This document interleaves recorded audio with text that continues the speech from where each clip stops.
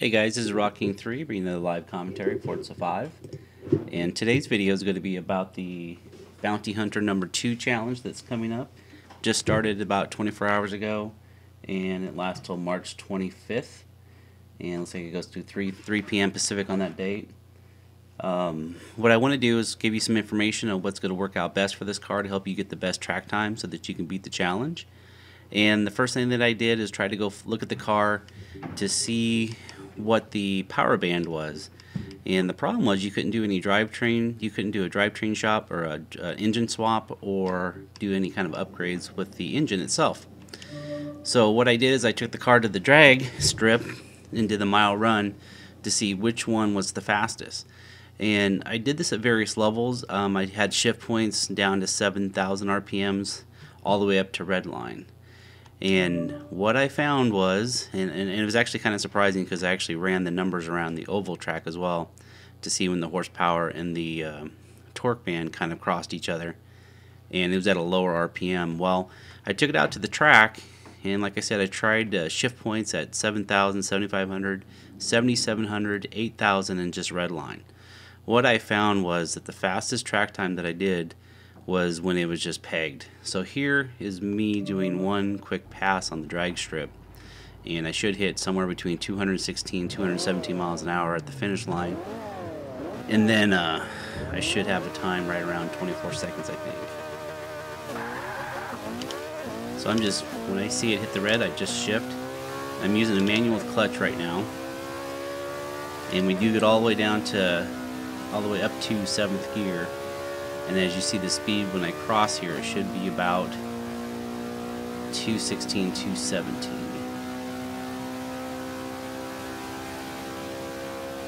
There's 17. And when I had the lower RPM, I was ending up down all the way down to 214 miles per hour. Why is this important? Well, Spa is kind of a combination of a handling track and a speed track. Probably leans more towards the speed track. So when you do this challenge, what I want you to do is make sure that you are fully revving it up. Now, I will say, if you're running an automatic, you may be at a little bit of a disadvantage because your engine probably won't rev that high. And if you're using a manual without clutch, you're always at a little bit of disadvantage during the shifts. Maybe not with this particular car. Let me see what this time was. So 23,984. Real consistent with that, running at all the RPMs all the way up. Alright, so what I'm going to do is I'm going to take this car to the track, and I am going to run 5 full laps without traction control or stability control, so basically no assist except for the brake line. And then I'm going to try 5 laps with traction control, and then I'm going to try 5 with stability and traction control on as an assist. So you guys get an idea of how I feel about using the different ones. And here is the challenge I was talking about. It's right here, Bounty Hunter number 2. So anyway, I'm going to run those laps, and I will take times for each lap that I do. I want to see how consistent I run them and see how fast they are. And I'll do a comparison after those total of 15 full laps on each of them, and I'll give you an idea of how I feel about each one. So we'll see in just a second. I'll splice these together. Alright, and then we're on the track. So I've ran 5 full laps. That is the fastest lap I've had is 2:31.984.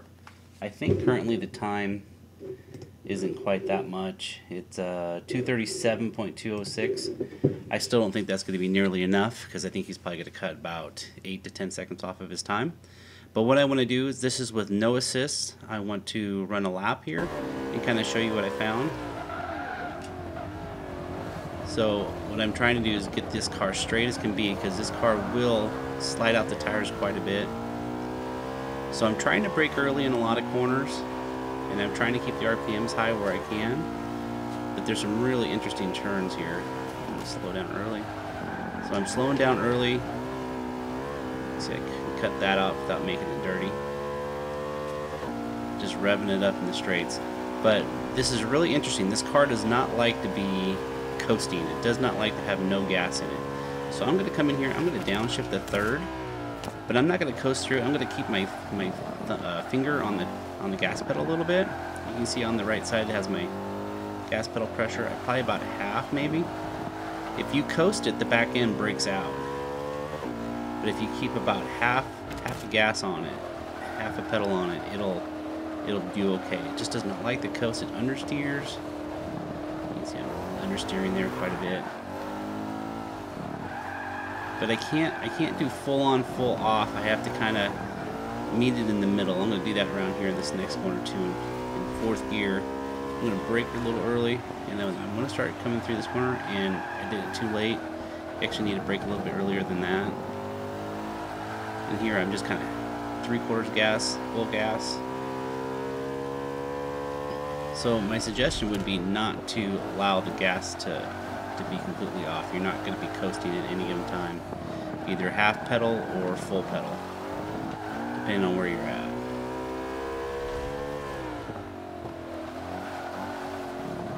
So make sure you account for carrying more speed through the turn. So guys like me that do some late braking, that's a bad idea. Do early braking or brake really hard while you're still straight, and then turn it in, and then make sure you have a little bit of gas on it. One thing that you can do to get around that, if you want to, is you can be in a higher gear. So if you think you should be in third, you can go in fourth. That way you can have more gas pedal push down, and it'll help rotate the car a little bit. This is about the only turn that I'm braking fairly late on. And I broke really late there. Not a very good lap, but when you're talking, it doesn't work out very well. So the next lap is going to be me with traction control. We're going to see if the numbers get any better. So 2:31.94 was my best time. So I'll finish this up, and I'll go try with traction control, and I'll meet you back here. Alright, and I'm back with the traction control on. You can see that I've bettered my time, but I haven't made any clean ones yet. Racing my own rival here, but I did increase it by, I did decrease my time by 0.63. Just want to kind of give you an overview real quick what it's like to run with traction control. It's very similar to what I was doing when I was running without traction control. I can put a little bit more power into it a little bit earlier, but again, you do not want to, because traction control only helps you with acceleration, doesn't help you with deceleration. You want to make sure that you do not, like I just did there, like I let off too much. I didn't have the gas pedal engaged. So when you're deceleration, you can brake, but you can't brake and turn.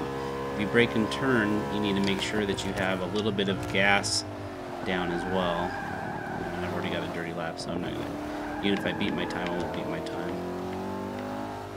So here again, half pedal, come around the corner. I try to do that around, because these are really difficult turns, because this car really likes to understeer too. When it's slower, it doesn't matter quite as much, but on the faster turns, it will pitch them a little bit more.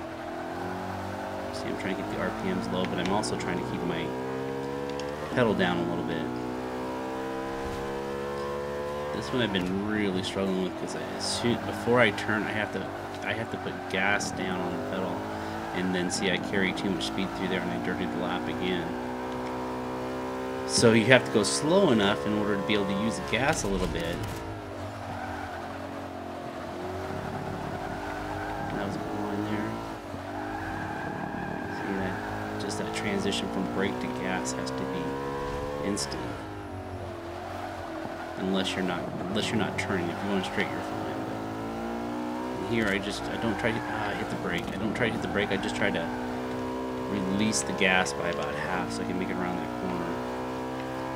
Overall, I think I was more consistent with the traction control on, but it really didn't help me with the problem that I was having when I was running. I don't know what I did there. It didn't really fix the problem that I was having. So what I'm going to run next is I'm going to run just stability control. I'm going to see if that helps with the deceleration in that back end rotating around every time. So I'll run 5 more full laps with that. And so far, traction control is my winner, but it's really not that much different. So, all right, I'll be back, and hang in there.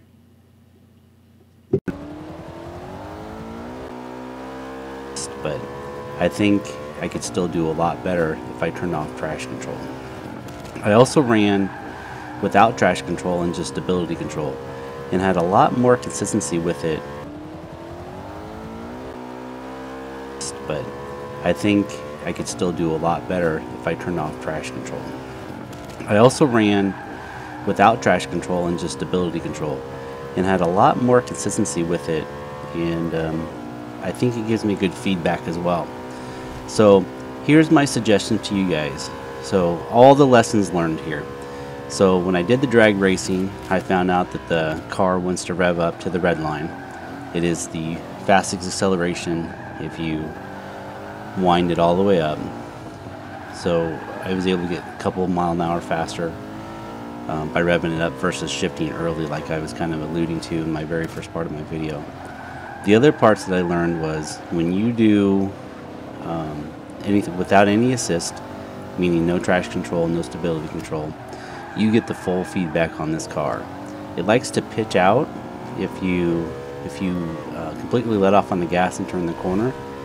And what I found is that you really need to have some kind of gas on this car when you're taking a turn. Whether you're in third gear or fourth gear, you need to have about a half a pedal down so the car doesn't pitch out. Now, what I would suggest for some of you that aren't expert drivers is to first try it with just stability on. That'll correct some of the pitching out, and you'll get some good times in there, and you'll get good feedback by not having traction control on. My suggestion would be, if you get some good times with the stability and without traction control on, move up and take no assist. That'll give you full feedback on what your car is going to do and actually make it the fastest possible. As you know, traction control slows it down, and stability control slows it down as well. So traction control makes it so the engine doesn't have as much power, and stability control actually slows the car down. I think it applies the brakes with this particular car to basically straighten it out. It might move power from wheel to wheel, but I think overall you do lose some speed on that as well. So once you get a decent time with the assist on, go ahead and give it a try without the assist. I think you'll find that you'll get a better time without any assist. But if you get frustrated, I would go ahead and run both traction control and stability control and see if you can get a good time in there. I know right now the time is like 2:37. I think I had a 2:31.2 or something like that. It's in the top 200. But I mean, just watching me drive here, you can see that it's just really hard to keep the car stable. So if you're really struggling to get a good time, I would try with both of the assists on. But if you want the most feedback and you want the fastest time possible, take those assists off. And I would take off traction control first, and then it runs just stability control, and then you can run without any assists at all and see how that works for you guys. So again, with these turns, brake early. You can't coast through the lines like you could on the last challenge, but you need to make sure that this car has a little bit of gas on it. You can do a quarter or a half. The other suggestion that I might have is I mentioned this earlier, if you think you need to be in third gear at a half of gas and you have a hard time with that, you might want to shift up to fourth and push the pedal down harder. It'll keep a little bit of acceleration, it'll keep it stable, and you'll be able to make a little bit better run with it that way too. So basically you're running lower RPMs, but you still have gas. You can just see, watching this replay, just watching the tires break loose a lot. You can tell I'm just going too fast in too many turns. I'm the type of driver that goes in deep into the turns, brakes late, and tries to come out fast, and it just does not work with this car. You have to be smooth, you have to brake early, you have to cut your speed, but then you still have to cut your speed enough that you can still keep on the gas pedal a little bit. So hopefully this helps you guys. This one's going to be a really tough challenge. I've already ran 20 laps with it, and I think I'm in the top 200, but it's still probably not a safe time, so I'll have to run some more as well. But I will be running it without any assist in the future. So hope this helps out, and good luck with this challenge, guys. It's going to be a tough one. Hang in there. Don't get too frustrated. Try to establish some times with assists, and then try to take those assists off, and I think it'll help you out greatly. Alright guys, thanks a lot for listening, and good luck in the challenge. Thanks. Bye.